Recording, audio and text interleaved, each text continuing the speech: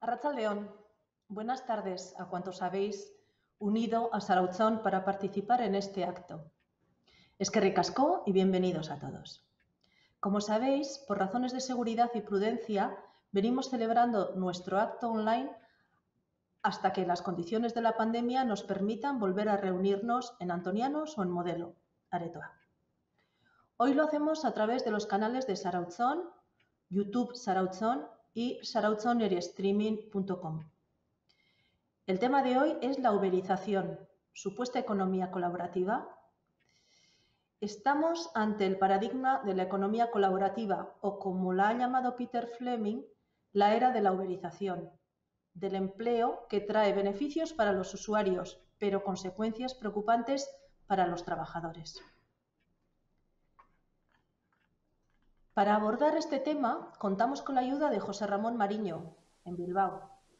Este académico activista se define fundamentalmente economista, aunque ha estudiado también agronomía.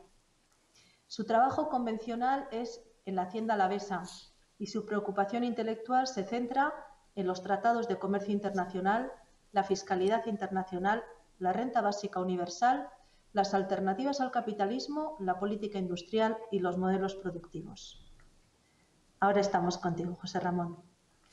Presento también a los que nos van a acompañar esta tarde, miembros de Zarautzón. Estará con nosotros Ángel Irastorza, que es de la Junta de Zarautzón, y también José Mari Larramendi, presidente de Zarautzón. Arratsaldeon a todos vosotros. Arratsaldeon. Buenas tardes. Bueno, todo va bien, ¿verdad? Las conexiones parece que funcionan. Espero que no haya imprevistos ni cosas raras. Gracias a Jarkatza, que está en Bilbao, y a Fernando Lopetegui, de Zarautzón, que coordina todo esto desde la RAU. Y aquí entraría una pequeña ráfaga antes de empezar. ¿Sí?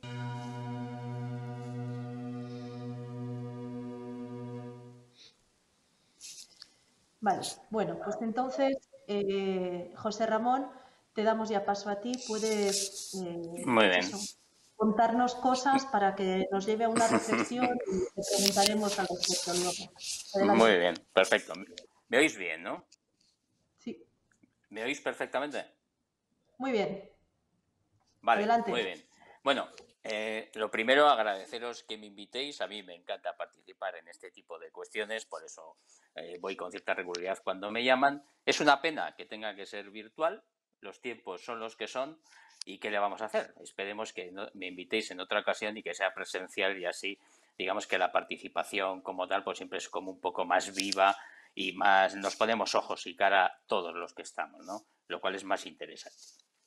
Yo cuando empiezo, y voy a hablar de algún tema, sobre todo estos así, que bordean la política económica, la economía política, todo este tipo de cuestiones, tiendo a empezar con una frase de un filósofo, Manuel Sacristán, que ya murió hace unos años, que decía algo así como que todo pensamiento decente tiene que estar siempre en crisis.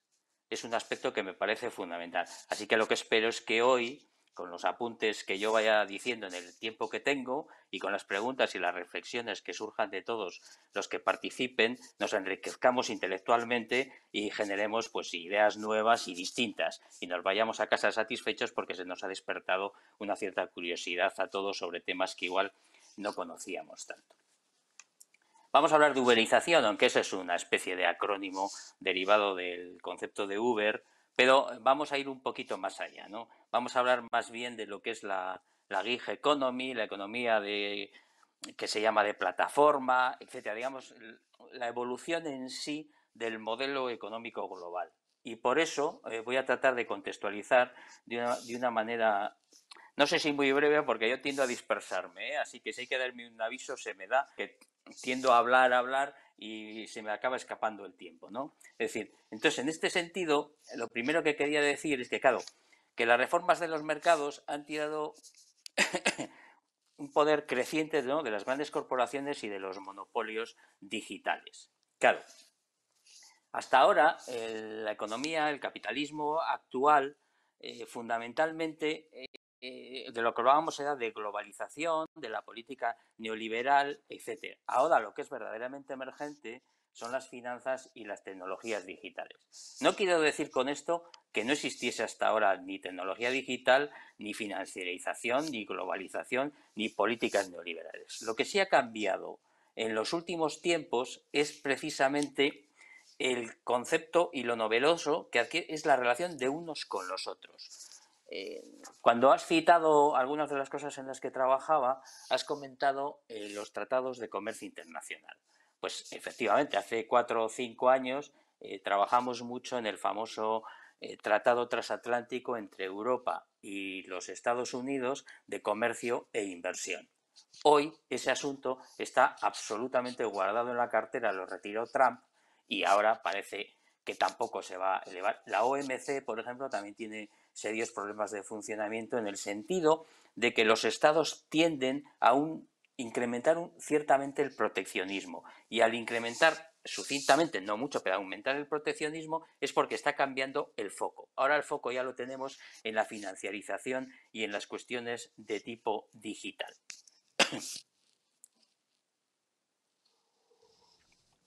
Ya habéis visto que vengo bien provisto, ¿eh? Bien, claro, ¿qué es lo que pasa con este nuevo modelo que tenemos? Bueno, pues que evidentemente tiene unos grandes impactos. Voy a hacer un planteamiento muy sucinto y es hablar de la economía de los datos, en el que, como veis, lo que está pasando ahora mismo es que el capitalismo digital no se reduce solo al consumo tecnológico ni a las empresas tecnológicas que producen esos bienes, sino que es más bien una nueva forma de operar global que se incrusta en todos los procesos productivos que existen. Internet no solo transforma el modelo productivo, sino incluso está transformando las propias reglas de juego de la economía. En ese sentido, podéis ver, por ejemplo, que las empresas productivas realmente, el ejemplo de las fábricas de vehículos, ganan más dinero financiando la compra de los vehículos que en el propio proceso productivo del vehículo. Entonces, si os fijáis, cuando vas a comprar un coche, prefieren que lo financies con ellos a que realmente simplemente lo compres y lo pagues, por ejemplo, ¿no? ¿Por qué? Porque ahí es donde ellos generan sustanciosos beneficios. Hace un tiempo también, si recordáis, se habló mucho de que cuando a los grandes CEOs de las compañías se les remuneraba con opciones sobre acciones, lo que hacían era invertir cantidades financieras notables en negocios que generasen importante retorno de la inversión más que en la propia empresa como tal, con lo cual eso afectaba a la propia economía productiva de aquellos sitios en los que estaban ubicadas ese tipo de empresas. No voy a citar ejemplos porque algunos los tenemos bien cerquita. Otra cuestión que también afecta a este tipo de nueva modelización pues son las nuevas reglas extractivas. Es el concepto clásico de expropiación del valor creado. Lo que pasa que ahora cuando hablamos de valor creado estamos hablando fundamentalmente de los temas de los datos y los comportamientos de los que hablaré ahora. El tercer aspecto que me interesa recalcar aquí es el de la mercantilización. Yo, si habéis leído a Karl Polanyi, y si no lo habéis hecho os lo recomiendo, tiene un libro fantástico que se llama La Gran Transformación. Nuestro hombre hablaba, que ya murió en los años 40, hablaba de que había mercancías ficticias y le llamaba mercancías ficticias a aquellas que no se pueden producir mediante otras mercancías y que no tenían como destino el mercado como tal. Y en este sentido se refería a la mercantilización de la tierra, a la mercantilización del dinero y a la mercantilización del trabajo. En estos tiempos de economía digital, Zuboff, que es una economista famosa que se ha puesto ahora especialmente de actualidad por un libro muy voluminoso que ha publicado, que es El capitalismo de vigilancia, nos habla de que ahora hay una cuarta mercancía ficticia que es una cosa curiosa, ¿no? Porque es la experiencia humana, ¿no? Los comportamientos que se traducen a datos y que en ese caso sirven para realizar predicciones que se compran y se venden. Esos son nuestros modelos económicos más potentes actuales. Ya sé que igual me disperso un poco en el sentido de que uso igual conceptos un poco difíciles de entender. Entonces voy a tratar de usar algo que seguramente todos habéis leído, porque habéis leído a Bauman, casi con seguridad, y su famoso mundo líquido. Y entonces voy a tratar de hacer una comparación para entender el contexto entre lo que sería el mundo sólido y el mundo líquido, ¿no? Hacia dónde vamos. Entonces, claro, si hablamos de mundo sólido, estaríamos hablando de esa sociedad de compromiso, de pacto social, y en el mundo líquido hablaríamos de huida, de ilusión, de la falta de compromiso. Si hablamos del mundo sólido, hablaríamos de ciudadanos públicos y de cooperación, y si hablamos del mundo líquido, estaríamos hablando de los conceptos de privado, de solitarios, de individualistas. Si hablamos del mundo sólido, estaríamos hablando de aquello que yo recuerdo, especialmente cuestiones vinculadas al sector agrario, que se hablaba de dejar un futuro para nuestros hijos, una tierra para nuestros hijos, es decir, unos planteamientos a largo plazo. Y en cambio, hoy los planteamientos son todos cortoplacistas. Nos interesa muy poco lo que vaya a pasar porque lo que nos importa es el aquí y el ahora. Si hablamos del mundo sólido, estamos hablando del concepto de lo lento, de lo territorial. Si usamos los impuestos, que es una de mis deformaciones profesionales, hablaríamos del IRPF, es decir, de aquel impuesto sobre la renta progresivo. Y en cambio, si hablamos del mundo líquido, estaríamos hablando de lo digital, de lo global, de lo nómada y del IVA, es decir, de los impuestos sobre el consumo que no son en absoluto progresistas. Si hablamos del mundo sólido, hablaríamos de capital local, aquel concreto en el que conocemos al dueño, en el que hay control de los accionistas. Si hablamos del mundo líquido, estamos hablando de esos capitales globales, los fondos de inversión soberanos, los planes de pensiones, en fin, que no tienen un dueño específico, que misteriosos ejecutivos cambiantes son los que los gestionan, etc. Y si hablamos de un mundo sólido, estamos hablando de los trabajos dignos, de los trabajos estables, y si hablamos de un mundo líquido, de lo que estamos hablando es de los trabajos precarios, de trabajos eventuales, de lo que es la economía sumergida, que en el último estudio que se hizo, por ejemplo, en la Comunidad Autónoma Vasca, que lo hizo 3 profesores de la Universidad del País Vasco hace como 4 años, cuantificó la economía sumergida en torno a un 20% del total de la economía vasca, y eso que estábamos un poquito por debajo de lo que es el Estado, pero ya veis que es una cifra brutal y significativa. En cierto sentido, esa falta de compromiso, esa especie de individualismo a ultranza, ese nomadismo, la deslocalización, el trabajo indigno, la alta balcanización social. Mi mujer, por ejemplo, siempre nos comenta cuando visitamos una gran ciudad, habla de las famosas fronteras invisibles que hay en las ciudades, ¿no? Que parece que cruzas una calle y pasas de una zona a otra radicalmente diferente y es una frontera invisible, pero ¿qué es esa balcanización social que existe en las ciudades? Esas megalópolis de la miseria, como conocemos varias, no es que haya muchas en Europa, pero sí las hay en otros sitios. El cosmopolitismo de las élites, esos sí que se benefician y son los que, digamos, viajan y son cosmopolitas, etcétera. Y saco esto a colación porque es una cuestión que se está planteando mucho ahora a nivel académico de reflexión, que es un poco es como una vuelta al medievo, ¿no? Al medievo redivivo. Graeber y alguno de estos también cita que realmente más que evolución del capitalismo, de lo que estamos hablando es de un nuevo feudalismo, porque es cierto que el comportamiento actual del capital se parece menos a lo clásico del capitalismo que hemos visto siempre, se parece más a los conceptos feudales de hace 800 años, por ejemplo, ¿no? Un poco esa manera de extraer, etcétera, ¿no?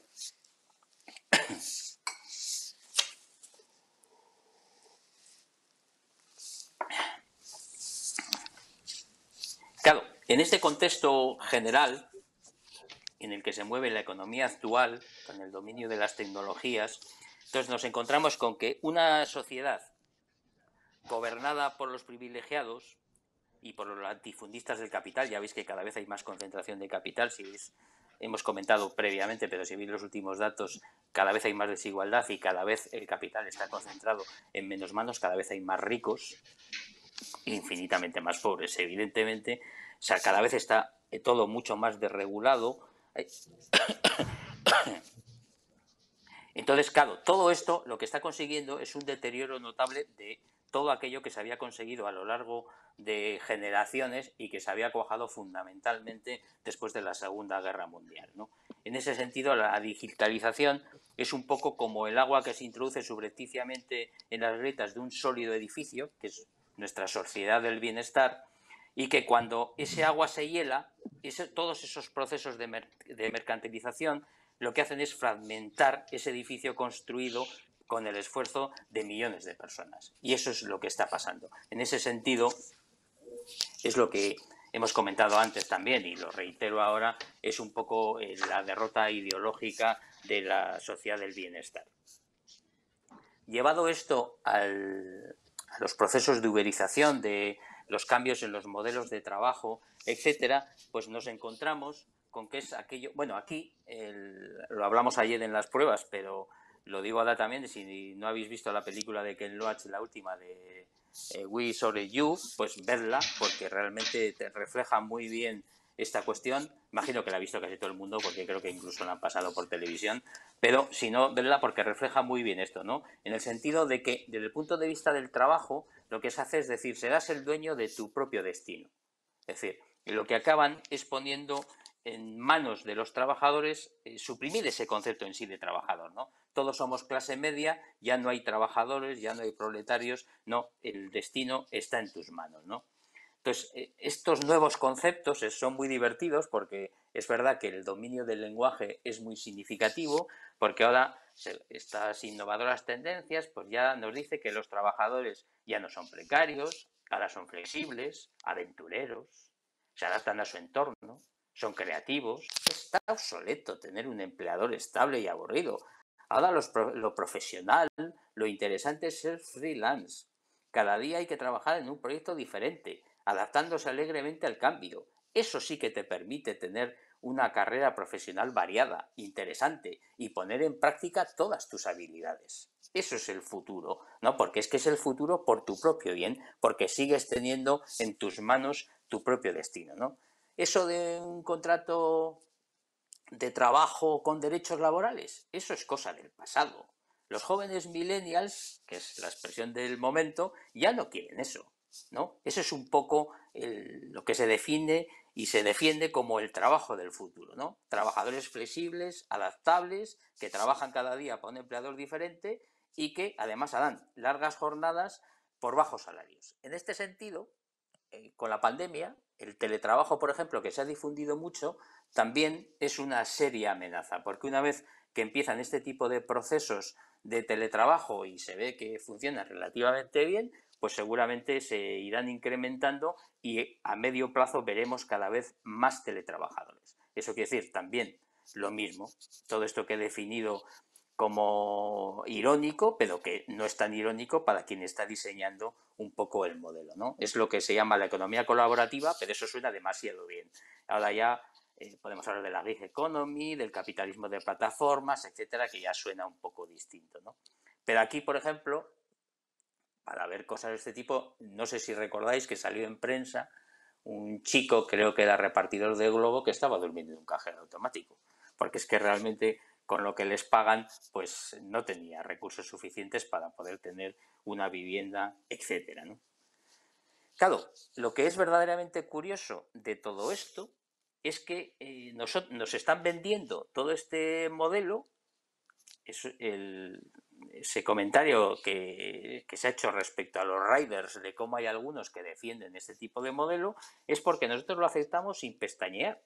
Estos nuevos conceptos que lo que hacen es fundamentalmente precarizar nuestras vidas, ¿no? Eliminar nuestros derechos y desprotegernos. Y además usamos palabras súper finas y elegantes que quedan muy bien, que las vemos en la prensa, y en sus semanarios especialmente, ¿no? El co-living, el job sharing, 2 pisos colmena, el nesting, el coworking, el salario emocional, la flexibilidad laboral, los nuevos modelos laborales de la pobreza y la precariedad, es algo cool, moderno, juvenil, desenfadado. Yo he llegado a ver en alguna revista de esta semanal del País, por ejemplo, pues que remover en los cubos de la basura queda como súper cool, súper interesante, cosas de ese estilo. Entonces, claro, se está vendiendo este tipo de precariedad absoluta y de degradación absoluta del mercado laboral e incluso del mercado de la vida O sea, de lo vital se está vendiendo como cool, como divertido, etcétera, ¿no? Y eso es un poco. Entonces, claro, nos están robando realmente la seguridad y los derechos y como sociedad seguimos adormecidos, ¿no? Vemos Netflix o HBO o cualquier otra plataforma de streaming, llamamos a Globo para que nos traigan unas hamburguesas, planificamos un viaje al Reino Unido, bueno, ya con el Brexit igual ya no vamos tanto al Reino Unido, a París, por ejemplo, en una línea de low cost y cogemos un Uber para ir desde el aeropuerto hasta el centro de la ciudad y allí nos alojamos en Airborne, por ejemplo. Entonces, eso es una cosa que estamos empezando a asumir con absoluta naturalidad. De ahí, insisto, en lo que es la derrota ideológica en sí, porque, en mi opinión, no hay realmente alternativas serias de izquierda en el sentido de oposición a este tipo de modelos, ¿no? Aquí puedo recordar, por ejemplo, que Ken Loach, cuando hizo la película, fue cuando se produjo la campaña electoral en el Reino Unido y él apoyaba a Corbyn, que era el líder laborista. Pero el hecho concreto es que esa sociedad tan tremenda que refleja en su propia película, esa precariedad absoluta que existía, esa guerra de los trabajadores contra los propios trabajadores, porque en ese caso el empresario y el capital permanecían absolutamente al margen, estos luego, a la hora de votar, votaron a Boris Johnson, porque fue quien ganó las elecciones. Un Boris Johnson que es un aristócrata que se había educado en colegios superelitistas del Reino Unido, que se jactaba de no conocer el precio de un litro de leche, pero en cambio sí conocía el precio de las botellas del champán más caro que existía. Esos a los que luego acababa votando la gente y eso acaba generando un populismo que lo que hace es centrar su agresividad en la inmigración y en las banderas. Eso es realmente lo que es peligroso y eso es lo que yo llamo el dominio ideológico en sí de la sociedad actual, ¿no? Todo perfectamente planificado, claro. Claro, ¿qué es lo que genera todo esto? Pues demasiada desigualdad, explotación, mercantilización, alienación, concentración de poder, devastación social y ecológica, que es una cuestión de la que no hemos hablado, pero claro, la sociedad como tal, nuestro mundo, desde el punto de vista de la ecología y del equilibrio medioambiental, es imprescindible que abordemos algo porque si no vamos absolutamente al colapso, ¿no? Entonces, todo eso asociado a la economía digital da como para pensar que el desarrollo de todo este tipo de modelos que se nos venden como tan positivos, como tan brillantes, realmente no nos conducen mínimamente a un horizonte poscapitalista en absoluto. Entonces, es al contrario, ¿no?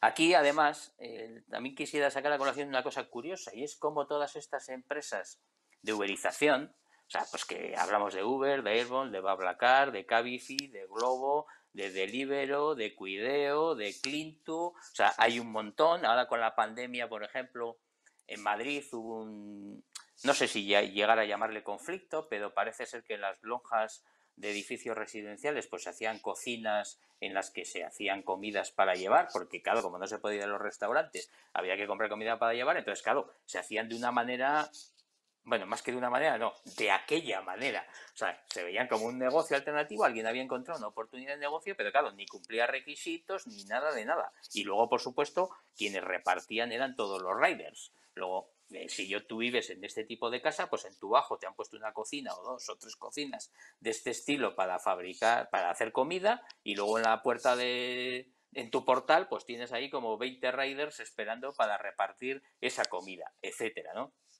Con la pandemia también se han puesto bastante de moda algunos elementos vinculados a la enseñanza. Ya os he hablado de Cuideo, que se dedica al cuidado de ancianos. Es decir, todo este tipo de, que se llama economía colaborativa, derivada de una aplicación informática, etcétera, etcétera, etcétera, cada vez se está extendiendo más. Y por lo tanto, esa extensión lo que va a acabar implicando es aquello que os he comentado antes de la pérdida de derechos, etcétera, ¿no? Cada vez hay más gente que se dedica y que trabaja en este tipo de sectores. Bueno, sin más. Antes, ¿cuándo veías tú un domingo una furgoneta de Amazon repartiendo? En la vida. Bueno, igual no existía ni Amazon, pero y ahora en cualquier momento sales a la calle y te encuentras con que hay un señor repartiendo paquetes de Amazon porque los reparte a todas horas, todos los días, ¿no? Entonces, este tipo de cuestiones son a la que nos está llevando este tipo de uberización de la economía. Claro, que es un gran negocio, Porque aquí hay una cuestión que es lo que os quería comentar también, que me parece a mí curioso, ¿no? Si se ve en la prensa, habréis visto muchas veces que Uber ha perdido cientos de millones, que otra empresa de estas de economía colaborativa pierde cientos de millones. En cambio, ¿qué te encuentras? Con que cuando salen a las rondas de financiación, de hecho tengo aquí un dato, por ejemplo, Uber está valorado en 120.000 millones de dólares, pese a haber tenido pérdidas en el año 2019 de 1.100 millones. Claro, en una empresa convencional uno diría, bueno, pues, aunque valga ¿por qué valgo 120.000 si pierdo 1.100 millones al año? Entonces, ¿qué es lo que hay aquí, no? Una que es de aquí, que es el mismo Globo, por ejemplo, que también perdió en el ejercicio 19 45,7 millones de euros, hizo una ronda de financiación y consiguió 150 millones de euros para financiar su expansión, ¿no? Entonces, claro, la pregunta que uno se hace es ¿por qué el capital apuesta por este tipo de empresas si de momento lo que están haciendo es perdiendo dinero? Empresas que se supone que son poscapitalistas, que son colaborativas, etcétera, etcétera.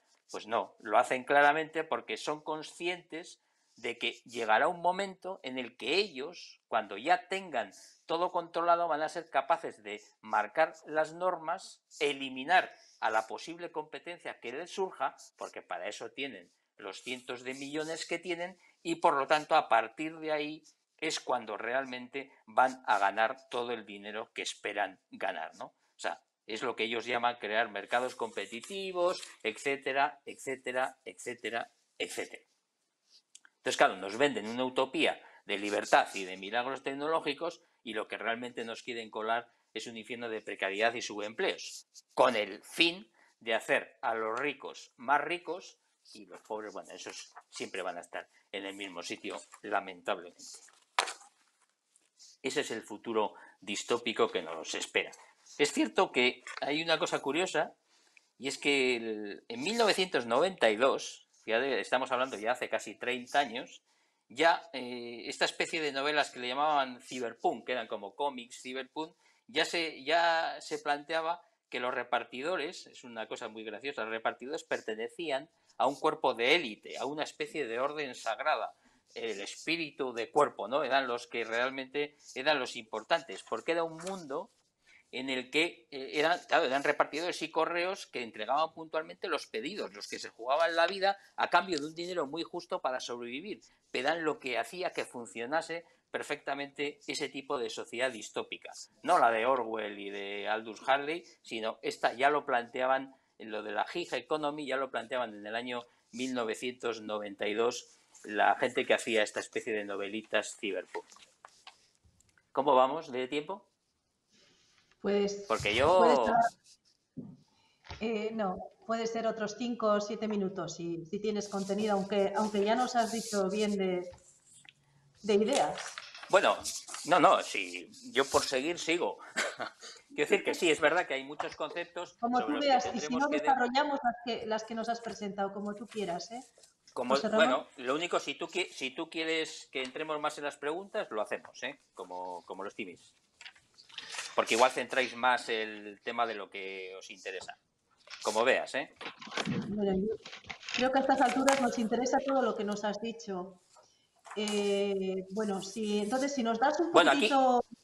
Sí, cuenta, Sí, cuenta. yo aquí añadiría, por ejemplo, que Davos y el Foro Económico Mundial, en estas reuniones milagrosas que hacen y en las que cuando a uno le invitan, y no es que me hayan invitado a mí, me refiero que alguno ha presumido de que le han invitado a Davos, pues algún, yo qué sé, a Pedro Sánchez, por poner un ejemplo, digo, de los locales, pues parece que asciendes a la élite de la economía mundial, pues bueno, pues estos ya que son los que en cierto sentido aquello que deciden allí, que no deja de ser una reunión informal, eso que ellos han decidido allí, curiosamente dentro de 2 o 3 años es lo que acaban decidiendo los países a nivel de legislación, etcétera, etcétera, para que luego digan que no hay realmente la famosa trilateral, ¿no? Digamos que ha evolucionado aquella trilateral que se hablaba cuando yo era joven, o sea, como vosotros. Entonces, ¿no os acordáis de la trilateral, aquello que se decía hace unos años? Pues esto es un poco lo mismo, ¿no? Pues entonces aquí ya están hablando de eso, ¿no? La economía colaborativa, etcétera. De hecho, hay una escritora americana que es Ada Kessler, que ya ha escrito sobre esto, en el que dice que todo aquello planteado en el Silicon Valley, cuando ellos se dieron cuenta de que podían dirigir todo desde el teléfono, pues dice, claro, y ella dice que esto es una estafa perfectamente coordinada, ¿no? Porque al final la empresa está disponible cuando a ella le conviene, no cuando realmente se necesita, etcétera, ¿no? Entonces hablaba un poco de todos los trabajos freelance y todo esto ya estaba perfectamente definido en el foro de Davos, ¿no? Entonces, digamos que los rectores del mundo ya lo habían decidido. En este sentido, a los que estén muy interesados en hablar de esta especie de capitalismo with tech, hay este libro, bueno, no sé si se ve, aquí Sí. se ve bien, que es de Mozorov, es Capitalismo Vitae, que es un librito, vamos, es casi un opúsculo, sí, gordito, porque son pequeños artículos. Aquí hay cosas muy interesantes, aquí se lee fácil porque son, insisto, pequeños artículos que ha publicado en periódicos y en revistas especializadas, que en ese le vendrá muy bien para conocer un poco más elementos al respecto de esto. Yo aquí siempre me preguntan, porque claro, parece que presento un mundo como muy complejo, como tal, siempre me lo dicen, ¿eh? Siempre que acabo me dicen, bueno, pero los diagnósticos se hacen muy fáciles, pero hay soluciones, ¿no? Y efectivamente ya he dicho que yo entiendo que tenemos que hacer mucho trabajo intelectual, mucho trabajo teórico y mucho trabajo práctico, y que realmente en este momento yo creo que la izquierda no tiene soluciones. Pero a mí me queda siempre esa frase que decía Galeano, que decía que mucha gente pequeña en lugares pequeños haciendo cosas pequeñas puede cambiar el mundo, y nos tenemos que quedar con ese tipo de esperanza. Cada uno empujando un poquito, seguramente algo podremos hacer. Y también siempre me acuerdo del Roto, porque yo sí tengo una cosa clara, y es que la sociedad en la que vivimos la hemos hecho nosotros, por acción o por omisión. Tenemos una gran responsabilidad, y como decía el Roto en uno de esos chistes brillantes que hace de vez en cuando, decía que cada vez queda menos margen para permanecer al margen. Seamos conscientes de ello. Gracias. Gracias, José Ramón. Bueno, yo creo que todas las palabras que nos has traído aquí nos han traído multitud de ideas, y quiero pedir a mis compañeros, Ángel, ¿nos podrías destacar algún titular de tantos que nos ha dado José Ramón? Venga, anímate, a ver. Bueno, si me pedís uno, pues uno, pero la verdad es que unos cuantos me han salido a mí a lo largo de esta breve, para mí, breve charla, ¿no? Y me quedo quizás con la que me ha llegado más, ¿eh? Y que ha estado muy al principio de su discurso. Dice, y ha sido rotundo, dice, lo que sí ha cambiado son las relaciones de los unos con los otros. Y me parece una frase con una carga de profundidad bastante grande. Luego esto se desarrolla, ¿no? Todo esto, pero creo que lo que sí ha cambiado es el modelo de las relaciones de los unos con los otros.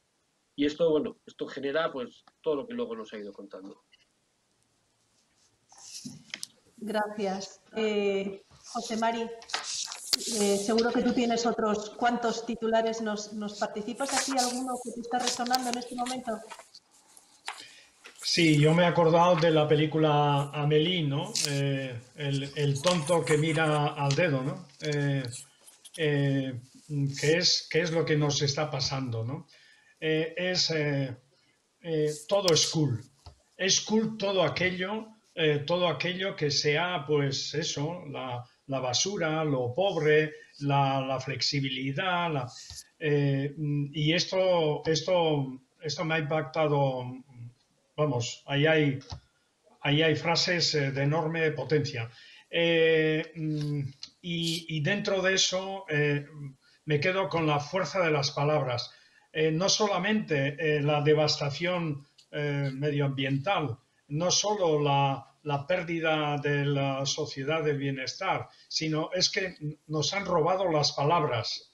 Y esto creo que es muy importante. Nos han robado las palabras. Gracias, José Mari. Bueno, continuar después de todo esto es complicado, ¿eh? Pero bueno, a mí quería traer también algunas ideas que a mí me han estado dando con lo que has dicho, José Ramón. Bueno, has hablado de que las TIC, además, están cambiando las reglas de juego de la economía, y nos has dicho que ahora se habla de nuevas reglas extractivas. Ya no estamos solamente en lo que hasta ahora venía siendo la extracción de la tierra, ¿no? De lo que la tierra nos podía ofrecer. Ahora estamos hablando de datos y de comportamientos, perdón, de datos y de comportamientos como reglas extractivas con las cuales la economía está trabajando y está, pues no sé, buscando pues eso, potencia, fuerza y negocio. ¿Nos quieres traer algo más sobre esta idea? ¿Nos quieres aportar? Porque estas reglas son diferentes a las de hace unos años.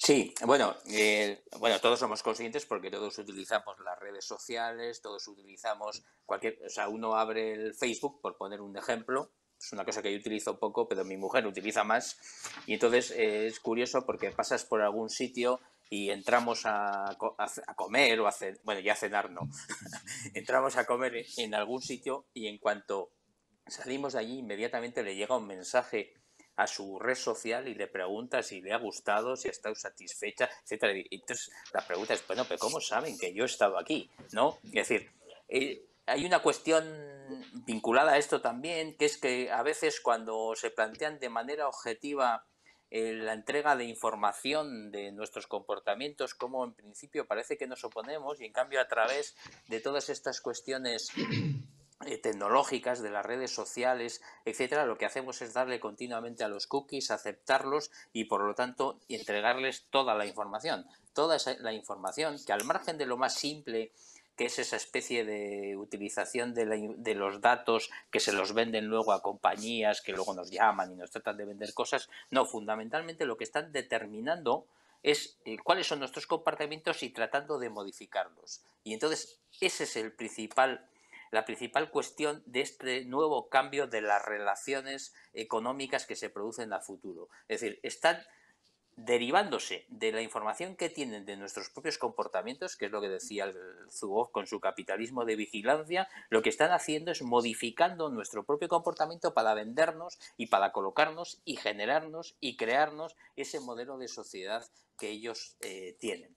Esa es la cuestión fundamental, porque claro, para nosotros, por ejemplo, usar una red social parece que es gratis.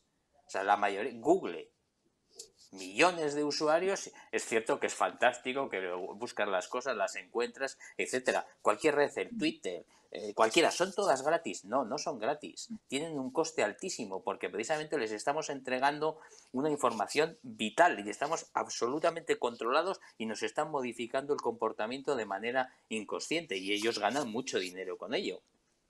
Solo hay que ver las cifras que manejan, ¿no? Todo ese mundo relacional diferente es el que está cambiando absolutamente el modelo económico. Ya se está observando.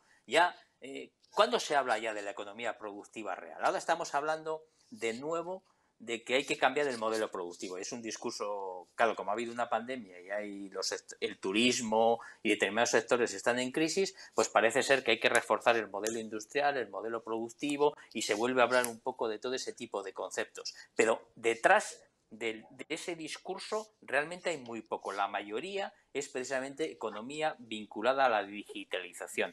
La industria 4.0, etcétera, que son cosas y matices diferentes, pero que tienen mucho que ver con todo este proceso de economía colaborativa que por un lado en algunos aspectos es beneficiosa, es poscapitalismo, pero por el otro a su vez lo que hace es pura manipulación en el sentido estricto de nuestros propios comportamientos.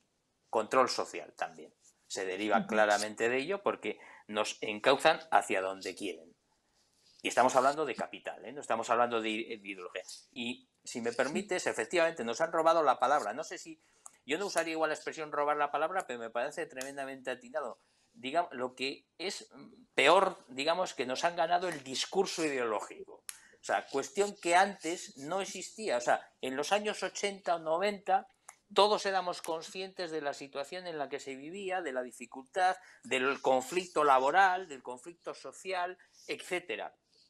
Porque teníamos como sociedad, y no hablo aquí de bloques políticos, era como sociedad, teníamos discurso ideológico que sustentaba las posiciones. Hoy en día ese discurso ideológico efectivamente ha desaparecido, nos han robado la palabra. Gracias, José Ramón. Ángel, ¿alguna pregunta que nos esté formulando los que están viéndonos a través de los canales? ¿O alguna pregunta que quieras formular tú, Ángel? No estoy viendo ninguna pregunta de momento y quizás sí me gustaría preguntarle a José Ramón una cuestión, ¿no? Ya que hemos hecho un poco de historia, efectivamente hay una deconstrucción, como él decía, de todo un edificio de derechos que ha sido levantado por millones de personas a lo largo de los años, fundamentalmente de la posguerra mundial, y todo esto pues se está laminando, ¿no? De alguna manera. Durante este tiempo, uno de los instrumentos de protección de esos derechos por parte de los trabajadores ha sido el derecho a huelga, cosa que hoy, pues prácticamente en este contexto, se desvirtúa porque, bueno, realmente paralizar la producción, pues casi ineficaz porque se puede producir en cualquier sitio del mundo y se puede traer de un sitio para otro. Y en todo este nuevo modelo de economía digitalizada no hay instrumentos de contrapoder, de contrarrestar, ¿no? Esta capacidad de poder controlarlo absolutamente todo, incluso a nivel personal. Eh, ¿Por dónde va a salir esto? Porque esto va a generar tensión. Esto en algún momento va a ser insostenible. ¿O no? No lo sé, pues Sí, ya nos vamos sí, a sí, acostumbrar y no, vamos no, a ser no. ya gallinas de granja y punto pelota. Y aquí se termina todo. Sí, creo que Orwell fue un precursor en este sentido. Es cierto que, claro, es que esa es una de las cuestiones claves. Por eso lo que tiene este nuevo modelo es ese, es que ya no hay, digamos, por eso decía que eso es una cosa que Ken Loach lo hace bien en su película, que viene a decir, claro, ya el enfrentamiento es trabajador contra trabajador. El que pone el capital, el empresario, está fuera de foco. Él no está allí. Él es el que se lleva los beneficios, es el que controla todo, pero está fuera de foco, porque los que están en el foco son un trabajador contra el otro, ¿no? O sea, que es un poco esa batalla que se produce ahí en este sentido, en este tipo de modelos económicos. Claro, tienes mucha razón, el derecho a la huelga no tiene hoy en día prácticamente ningún sentido. Claro, la pregunta es, ¿cómo se negocia un convenio con una empresa que no admite serlo? Por ejemplo, que son todos autónomos. ¿Qué convenio vas a negociar ahí? Hay muy poco que negociar. Claro, el concepto, el encargado, esa figura ha desaparecido. O sea, con la robotización y la digitalización de los procesos, prácticamente ese concepto del encargado tampoco existe, ¿no? El teletrabajo y la desconexión digital. Todo este tipo de cuestiones son cuestiones que están desapareciendo. Ahí es donde yo insistía en que no hay alternativas, que nos falta mucho por crear una alternativa. ¿Por qué? Porque las condiciones en las que trabajábamos, es decir, la típica de la empresa, el capital, los trabajadores, sus sindicatos, etcétera, claro, la amenaza principal, digamos, en esa especie de lucha de clases, digamos, era el derecho a la huelga. Hoy en día, prácticamente, como muy bien has dicho, eso ha desaparecido. Ya por no entrar en matices de que antes hacías una huelga y el conjunto social, en general, respaldaba ese derecho a la huelga. Hoy es al contrario. Claro, hoy te encuentras con que la gran mayoría de la sociedad, porque seguramente muchos son autónomos o es ese egoísmo que nos han imbuido, etcétera, etcétera. Claro, es que me han cortado la carretera, es que no sé qué, es que han roto un cristal en no sé dónde, es que, o sea, toda esa serie de elementos, ¿no? Aparte ya, y lo digo porque lo he visto hoy en la prensa, que con la huelga de Tubacex, que está en Álava, por ejemplo, pues hay autobuses de gente que va a sustituir a los huelguistas. O sea, esto que se ve mucho en Estados Unidos, que aquí no se veía, autobuses de esquiroles, voy a usar la expresión para que se entienda qué quiero decir, autobuses de personas que iban a trabajar sustituyendo a los que estaban en huelga precisamente y se han tenido que volver porque les han cortado, no les han dejado pasar, etcétera. Pero creo que no les han conseguido dejar pasar 2 veces respecto a 15 o 20, por ejemplo, ¿no? Pero es cierto, o sea, hoy hay que cambiar los sindicatos, por ejemplo, el concepto sindical convencional no tiene sentido. De hecho, hoy la principal fuerza sindical, si me oyen mis amigos de ELA, vamos, ¿dónde está? En la administración.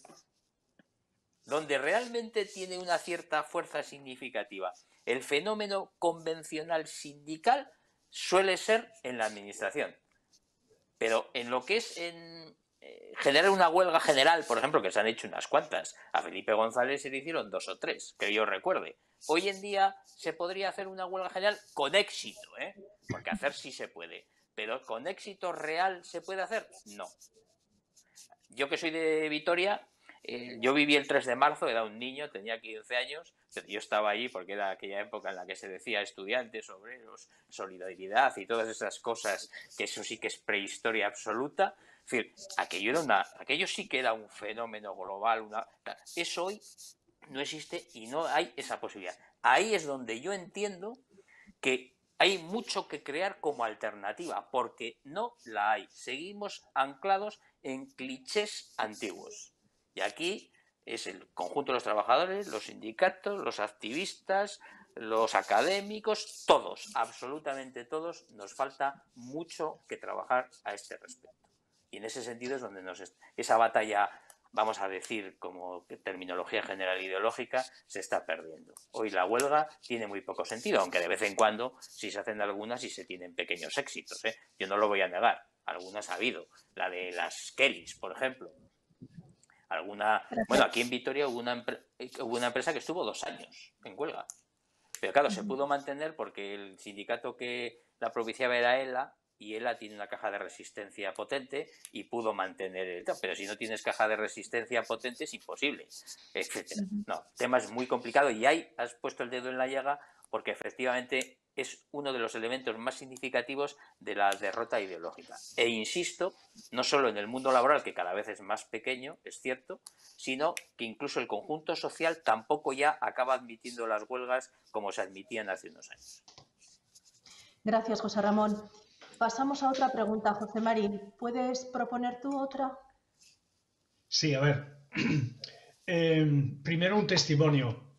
Es que parece que el mundo cambia, sí, pero aquí no. Está cambiando. Hombre, y está cambiando en las grandes ciudades. En Madrid es cierto que hay cocinas clandestinas en un patio con 38 cocinas, una chimenea de 25 metros de altura, un montón de riders en la calle que, bueno, pues hacen la vida. Vamos a ver, esta mañana cuando regresaba a casa de comprar el periódico, cosa bien antigua también, he visto en un panel de anuncios un cartel que me ha impactado mucho. Estaba anunciando el co-living. Parece que el co-living es algo muy extraño. Pues en ese cartelito había escrito solamente alquilo dormitorio y un número de teléfono. Eso no son los arrabales de Buenos Aires, no es un barrio no sé qué, es aquí. O sea, quiero decir, el testimonio de que ya estamos aquí. Y estamos aquí con todos estos fenómenos, ¿no? Y ahora ya la pregunta, ¿no? O sea, Murray dice, ¿no? El sociólogo irlandés dice que eso, ¿no? Que la toma del poder no se puede conseguir tomando las instituciones. Es que ya no son las instituciones en este mundo, ¿no? Es algo que, o sea, líquido, eso, ¿no? Entonces la pregunta es, él dice que la rebelión es posible si empezamos con el grito, ¿no? Que el primer... ¿cómo gritamos? ¿A quién gritamos? ¿Qué grito podemos decir? La rebelión es posible, o sea... Bueno, ya sé que la pregunta... Sí, ya sé que la lo que me pregunta es quieres muy... decir. Y Sí. evidentemente yo estoy pensando en Galeano, estoy pensando en eso, ¿no? La revolución empieza aquí al lado, ¿no? O sea... Sí, te voy a contestar esto porque me ha venido una cosa a la cabeza, pero antes de que se me pase, como me has hablado del co-living, hoy he leído en la prensa, no sé si has visto la noticia, no sé en qué periódico lo he leído, era respecto a lo que necesitaba un joven para alquilar una habitación, me ha parecido ver, ¿no? Entonces Sí, era como sí, que sí. hace unos años era como el 55% de lo que tal, y hoy en día en una ciudad estándar, digamos que ya estaba en el 90% y en Madrid, por ejemplo, era el 105, el 106% de lo que podía ganar, ¿no? O sea, claro, ese es uno de los elementos básicos que hace que todo este tipo de cuestiones tenga que funcionar así. Por eso lo que pasa es que luego el discurso lo venden de tal manera que hasta parece interesante, ¿no? Ojo, que no solo es el coliving. Yo he llegado a ver, que es más de vacaciones, ¿no? Pero que se alquilaba el sofá, me parece, o una Sí, cosa sí. así, ¿no? Del salón. O sea, es una cosa tremenda, tremenda. Si eso no es un deterioro absoluto de los derechos y de los planteamientos de futuro que tiene que tener cualquiera, de la esperanza, es que ya es tremendo, vamos. Pero es en lo que estamos. Claro, con respecto a la cuestión de, claro, hay una gran diferencia, el concepto institucional me ha venido a la cabeza porque ese es un debate también muy recurrente, ¿no? Es decir, la institución no tiene el poder, hay que ser conscientes de eso, la institución no tiene el poder, por mucho que lo parezca, por mucho que el debate y la jerga política es la que parece que nos mediatiza absolutamente, lo cierto es que el poder real no lo tienen las instituciones. Por lo tanto, el modelo institucional, de toma del modelo de la institución se está viendo, porque ahora mismo en el Estado tenemos cogobernando ya alguien que se supone que iba a hacer un montón de cosas y prácticamente no se ha hecho casi nada, excepto pequeñas cosas de tipo estético, y alguna puede ser interesante, pero que no afecta al fondo de la cuestión, ¿no? Claro, porque realmente asaltar el poder es casi una cuestión religiosa, entendiendo religión como un concepto básico estructural. Y eso ya lo decía Castells hace tiempo y lo defendió hace mucho tiempo esta historia. El poder está en manos de otro a los que nunca vamos a poder llegar. La cuestión estriba en que eso lo hemos asumido. Y ese es un poco el gran debate. O sea, parece, y es una idea que también nos han vendido hoy en día, que sin que los ricos cada vez sean más ricos, sin que todo este tipo de modelos sociales que se están imponiendo se impongan, parece que no es posible que exista estado de bienestar, una cierta redistribución de la riqueza y los modelos sanitarios, educativos, etcétera. Es condición sine qua non que para mantener este estatus que tenemos deteriorándose continuamente de economía del bienestar, es imprescindible que los ricos cada vez sean más ricos. Y esa idea me parece a mí que la tenemos perfectamente asumido. Y ese es el poder real. Gracias, gracias José Ramón. Oímos con pena estas cosas, pero si es la realidad es así. Un par de Hombre, preguntas. si alguien tiene alternativas consistentes, yo las escucho encantado y las asumo sin ningún problema. Tenemos abierta la posibilidad de que nos metan en el chat respuestas o alternativas a lo que estás diciendo. Mientras tanto, te planteo alguna pregunta que nos va llegando. Hay una que te la leo rápidamente, que ya la has contestado, pero te la leo para que el oyente, el que está con nosotros, sepa que estamos con él. ¿Cómo habiendo todavía sindicatos en los países europeos y la OCDE no tiene ninguna estrategia contra esta precariedad? Esto yo creo que has hablado de ello hace un ratito y me imagino que esta persona se sentirá respondida, ¿eh? Y si no es así, pues que nos lo vuelva a preguntar. Es por avanzar, ¿no? Bueno, aquí, Paso adelante. si me permites una intervención muy simple, muy pequeñita, es efectivamente, es más, yo creo que la evolución, no de todos, pero una evolución significativa del sindicalismo va hacia lo que se llama la prestación de servicios. Yo cuando un modelo sindical tiende a la prestación de servicios, eso se ve más en los sindicatos agrarios, por ejemplo, que lo que hacen fundamentalmente es prestar servicios al colectivo de sus afiliados, aunque realmente son casi todos autónomos, pues entonces ya la acción sindical como tal no tiene en sí, per se, excesivo sentido, ¿no? Y los modelos sindicales que pactan con la patronal en este momento y las condiciones y los condicionantes con los que se están pactando, evidentemente son responsables, entre las comillas que se quieran poner, de muchas de este tipo de situaciones en las que estamos adoleciendo. Y les sigue faltando conceptos básicos precisamente para poder abordar las problemáticas crecientes que se están suscitando, que ya son las mayoritarias. Vale, de acuerdo. Una pregunta que nos formula Amaya. ¿Es posible trabajar la economía horizontal, ir a lo rural e intentar buscar soluciones más fáciles de base, más controlables? ¿Te sugiere algo esto que nos propone Amaya?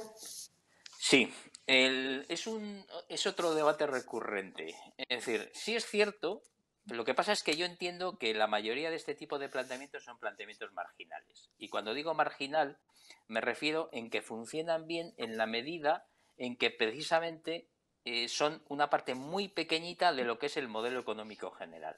Hay determinadas iniciativas, grupos cooperativos, generalmente tiene mucho que ver con la vuelta al mundo rural, mucho con el campo, etcétera, que funcionan bien. Pero funcionan bien tanto en cuanto son marginales. Yo veo difícil que sean modelos generalizables, entre otras cosas porque somos millones de habitantes los que vivimos en la Tierra y que los modelos de relación son tremendamente complejos. Seguramente funcionaría mejor si hubiese renta básica universal, que todo el mundo tuviese un sustento básico garantizado. Pero es verdad que hay pequeñas iniciativas que están funcionando bien, pero insisto, funcionan tanto y cuanto sean marginales. Vale, de acuerdo, gracias. A ver, sigo. Ángel, ¿tienes más preguntas? ¿Tienes más Sí, hay alguna cuestiones? pregunta de algún viejo conocido de Juan Mari y que formula el siguiente pensamiento, ¿verdad? Para desarrollar. Dice, al tener las necesidades materiales suficientemente cubiertas, por lo menos aquí en Occidente, ¿le importa a alguien el otro, el nosotros? Eso del bien común ya lo dejo para... Sí, ha puesto el dedo en la llaga. Es decir, pero bien, pero yo aquí solo le añadiría un pequeño matiz. Efectivamente, en Occidente tenemos las necesidades bastante bien cubiertas, pero a nuestros ancianos nos los cuidan fundamentalmente sudamericanos. Los repartidores de la mayoría de este tipo de economías colaborativas con sueldos absolutamente precarios fundamentalmente son inmigrantes o parte de una sociedad que no alcanza a un cierto nivel de trabajo más cualificado. Nuestro sistema productivo se basa sustancialmente en economías de escala que conseguimos en Bangladesh, en la India, etcétera, etcétera, donde sí generamos procesos de explotación. Las grandes tecnologías en las que nosotros nos estamos basando, ya no hay diamantes de sangre, pero sí hay minerales raros que son imprescindibles para generar todo este tipo de productos, que no están aquí, que también están fuera. Por lo tanto, para poder garantizar a precios competitivos esos minerales raros, etcétera, estamos explotando a esos países, por no hablar de los conflictos de tipo social que les provocamos precisamente por la lucha por ese tipo de cuestiones. Por eso África está como está, etcétera. Entonces, nuestro bienestar se está basando fundamentalmente en la explotación de los demás. Padecemos el león en la cadena trófica, siendo aquellos a los que nos alimentan de nuestra misma especie. Gracias, José Ramón. José Mari, ¿alguna otra pregunta quieres formular, por favor? Sí. La pregunta es casi parto desde una propuesta y es apelar a la ciudadanía activa. O sea, vamos a ver, pienso que mientras estemos debatiendo, cuando abordamos la digitalización, pues estamos debatiendo de las cuestiones técnicas, o sea, de cómo se estructura, de cómo se organiza, de qué es lo que aporta, si no aporta, si la robotización crea, desaparece puestos de trabajo, etc. O sea, nos metemos en los debates técnicos cuando lo que son elementos que transforman la sociedad y van creando nuevos paradigmas. Paradigma en el que el trabajo, las relaciones, todo cambia, ¿no? O sea, y en mi opinión, la única manera de caminar en esa dirección es contar con información para que los ciudadanos vayamos tomando conciencia de ello y vayamos tomando realmente en mano la transformación de nuestro entorno inmediato, de mis relaciones con nuestro propio entorno, ¿no? Las mías, ¿no? No sé, ¿cómo te suena una reflexión de este tipo, José Ramón? Además de... Sí, bueno, sí, sí, no, si es que yo la comparto absolutamente. Lo que pasa es que yo soy algo más pesimista. Yo soy muy gramsciano a este respecto, ¿no? Soy muy pesimista por la inteligencia y muy optimista por la voluntad. Pero el hecho concreto y específico es que yo cuando actúo en mi faceta de activista, cuando hacemos y organizamos cuestiones, me doy cuenta de que vamos a sitios diferentes, pero siempre estamos los mismos. Digamos que siempre nos dirigimos a un público muy concreto, que es nuestro público, que siempre está en todos los sitios. Es el nivel de trascendencia el que no se consigue, y si no se consigue el nivel de trascendencia no es porque no hemos conseguido llegar, evidentemente eso es obvio, sino simplemente porque es que es una cuestión que no interesa, es otra batalla en ese sentido que se ha perdido, ¿no? Es decir, la gente, esta especie de reflexiones que estamos haciendo sobre, bueno, el egoísmo inherente al homo economicus. Lo que pasa es que ahora está ya llevado al extremo. Pero es que el cambio en la relación social, toda esta especie de deterioro sistemático de las relaciones personales, laborales, etcétera, que nos está propiciando el modelo, nos está llevando precisamente a eso, en que aquí lo único que nos une es el fútbol, por poner un ejemplo. A mí no, que no me gusta, pero quiero decir, pero digamos que es un poco esta especie de nueva religión, es el fútbol, este tipo. Ya es que ni la iglesia, porque realmente antes, los que tenemos ya una edad, yo todavía me acuerdo de la SOAC y este tipo de cuestiones, fíjate si hace años de aquello, ¿no? Es decir, pero es que hoy ni eso tampoco, ¿no? Entonces ya lo único que nos une, que también funciona como un elemento distorsionante, son estos elementos de entretenimiento que lo que hacen es tenernos ocupados, etcétera, ¿no? Pero yo comparto contigo ese sentido, pero insisto, yo por la inteligencia soy pesimista, por la voluntad no, porque por eso seguimos al pie del cañón, ¿no? Pero soy bastante pesimista. Gracias. Ángel, ¿había quedado algún tema cuando ha hablado José Ramón sobre los países latinos? Sí, se ve que la cita que ha hecho José Ramón de que a nuestros ancianos les cuidan personas que han venido de Sudamérica particularmente, pues alguien nos pregunta a ver si, hablando de latinos americanos, ¿tiene algún futuro países como Cuba como modelo? No lo sé cómo lo ves. Yo lo que veo es que de Cuba llega gente aquí también. Sí, sí, bueno, tampoco sabemos muy bien cómo van a evolucionar, ¿no? Yo entiendo que al final es lo que pasa con los países de economía centralizada. El único que funciona, digamos, desde un punto de vista económico, desde nuestra perspectiva de modelo occidental, es China, porque China, aparte de tener de nombre comunista, el resto de su actuación es absolutamente capitalista en el sentido más convencional, ¿no?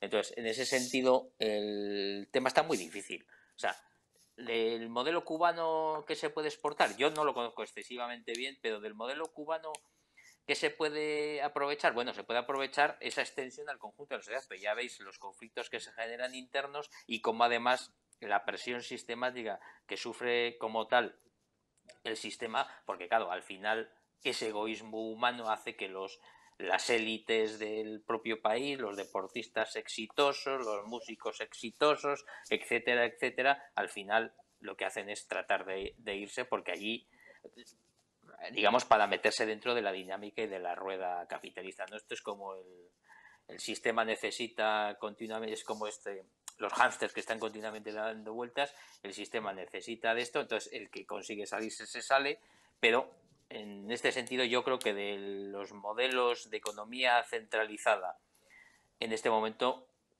es un planteamiento tremendamente difícil, pero no solo pasa en Cuba, pasa incluso en el pequeño fenómeno venezolano, y lo que se hizo hace unos años fue exactamente igual. O sea, yo lo veo tremendamente complejo, porque el único país en este momento declarado comunista es China, pero es que China, desde el punto de vista de su modelo económico, no tiene nada que ver con un modelo de economía centralizada. Sí de control central, pero no de economía centralizada.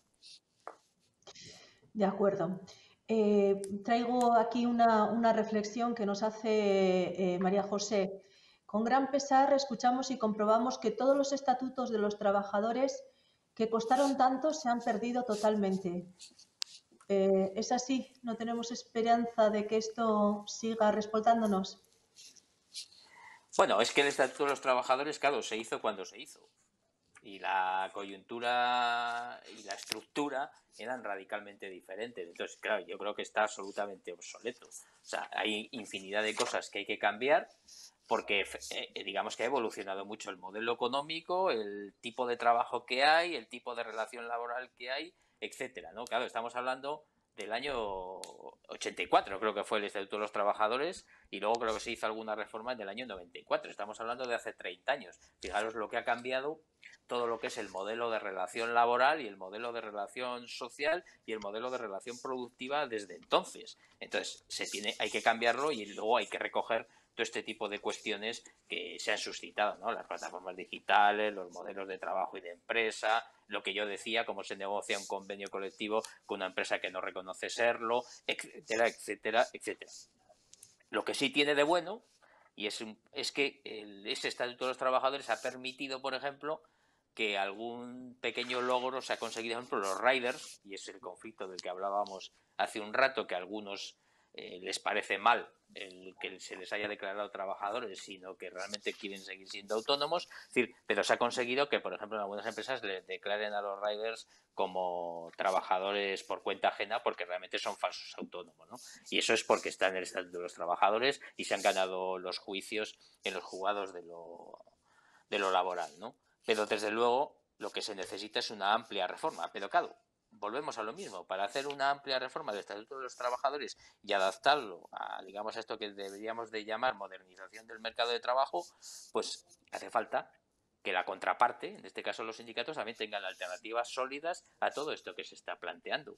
Yo, de momento, no las conozco. De acuerdo. Bueno, tenemos que ir terminando. Les voy a dejar a mis compañeros que planteen si quieren alguna pregunta o alguna conclusión para ir cerrando. Ángel. Muy bien, Ángel. pues acabas de decir que, digamos, la parte de los trabajadores en estos momentos no tiene una estrategia para hacer frente a esto.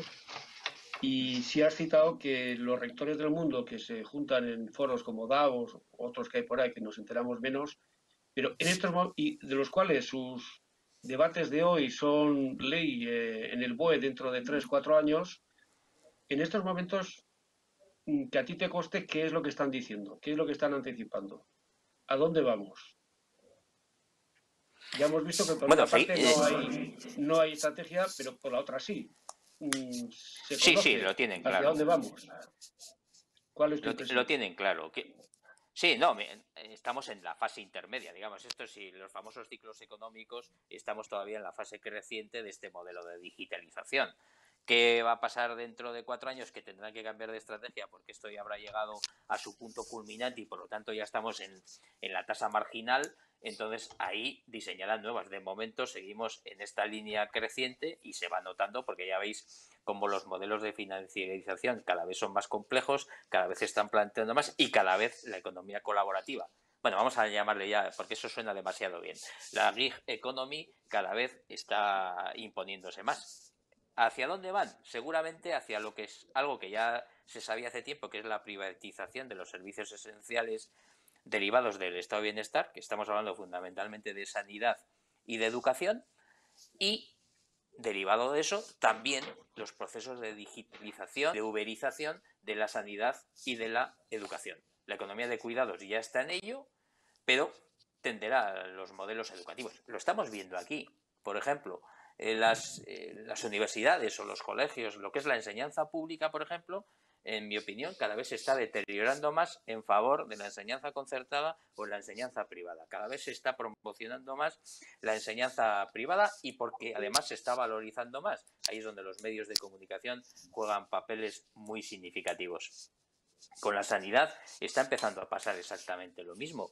Entonces, en la medida en que ese proceso vaya avanzando, vayamos perdiendo capacidad al respecto de que esos dos servicios públicos esenciales lo sigan siendo, ya el deterioro social será absoluto. Y ya cuando nos metamos con las pensiones, ni te cuento. De acuerdo. José Mari, ¿algún apunte final?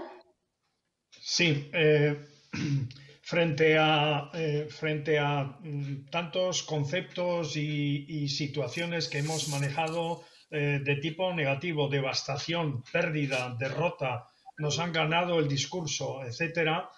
Es verdad que esta sociedad la hemos construido nosotros, pero también es verdad que la siguiente sociedad se construirá con nosotros o sin nosotros. Por tanto, una llamada al protagonismo, ¿no? Tenemos que tomar en mano, es que yo no veo otro camino, tomar en mano nuestra situación. Sí, sí, por eso decía yo antes, y lo reitero, quiere decir que a pesar de todo, la sociedad en la que vivimos la hemos hecho nosotros, o por acción o por omisión, pero la hemos hecho nosotros. Por lo tanto, en nuestra mano está accionar o dejar de omitir. Efectivamente, y creo que tenemos capacidad y recursos para poder hacerlo. Lo que hace falta es aunar voluntades y aquello que se hizo hace 60, 70 años, volver a hacerlo, es decir, conseguir plantear modelos que lo que hagan es revalorizar a las personas. Lo que ahora se habla, la economía de los cuidados, la economía feminista, la economía de las personas, todo ese tipo de conceptos diversos que se están utilizando, articularlos realmente y conseguir modelos sociales en esa dirección. Y yo creo que es posible, pero hay que hacer frente con vehemencia, con energía, con conocimiento, con trabajo, precisamente al modelo que tratan de imponernos. Gracias, José Ramón. Ha sido un rato contundente, con muchas ideas, con revoluciones internas que nos dejas a cada uno de nosotros. Cada uno ponemos el peso en una cosa, pero en general yo creo que la conclusión es de que todos nos tenemos que poner a hacer cosas, a activarnos para que esto funcione mejor y que no nos gane la partida los grandes capitalistas. Bueno, nos ha quedado esto por lo menos como idea y bueno, supongo que veremos varias veces este vídeo a lo largo de los próximos días. Invito aquí a cualquiera que nos esté escuchando que puede hacerlo. Enseguida en YouTube va a estar colgado este vídeo y en el stream también para que podamos visualizarlo y digerirlo despacito porque hay mucho contenido en él. Agradecerte mucho, también a mis compañeros, que entre todos hemos podido sacar estas ideas y estas conclusiones que nos dejan, en principio, un poco cao, pero que me imagino que son para trabajar a futuro todos nosotros, las ideas que nos has puesto hoy aquí delante.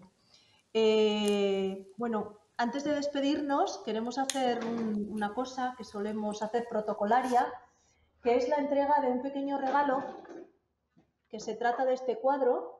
Es un cuadro de Zarauz, de los toldos de Zarauz, tan representativo, que lo hace un artista de aquí de Zarauz, Ángel Uranga, para Zarauzón. Y bueno, pues tiene, como ves ahí, nuestro sello y nuestro distintivo y es para que guardes un recuerdo de todo lo que nos has dicho hoy aquí, este rato que hemos compartido.